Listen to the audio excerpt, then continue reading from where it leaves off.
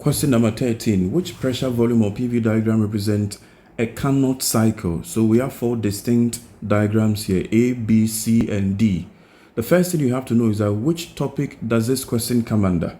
This question is under thermodynamics. Okay. Now, for us to do a very detailed solution and explanation to this question, the video will be longer than we want it to be. So we prepared a special video on heat cycles and engines, which will help you understand Carnot cycle in depth. Do well to watch that video. So let's quickly jump into the simplified solution we've given for this particular question. Now, first of all, the question is talking about a certain pressure volume diagram of a Carnot cycle.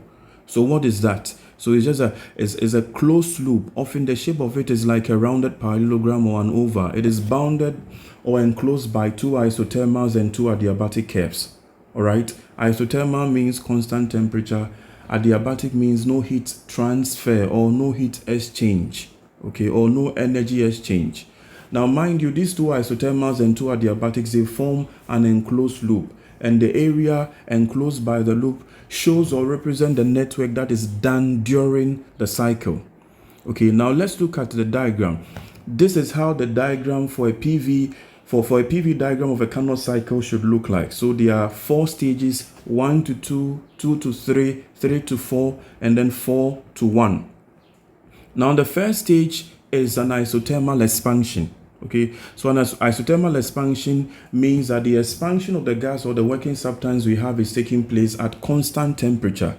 Temperature remains the same as the gas or working substance expands. The second stage is from 2 to 3. 2 to 3 is an adiabatic expansion. So the expansion of the gas takes place in an insulated environment, or it takes place where there is no heat transfer or heat exchange or energy exchange with the system and the surroundings. So that is for the stage from 2 to 3.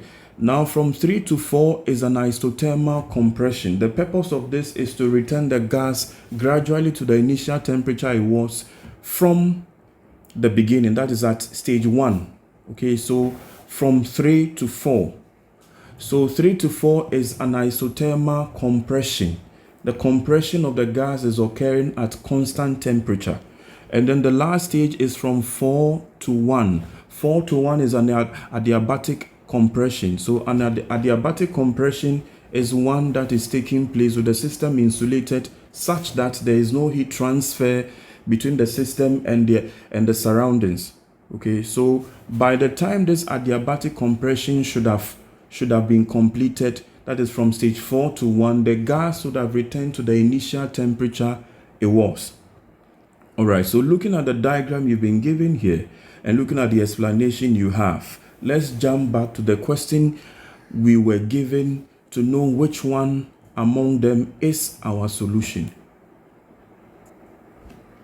All right, so from A, B, C, and D, we see that the diagram that is very close to the one we've just looked at is C.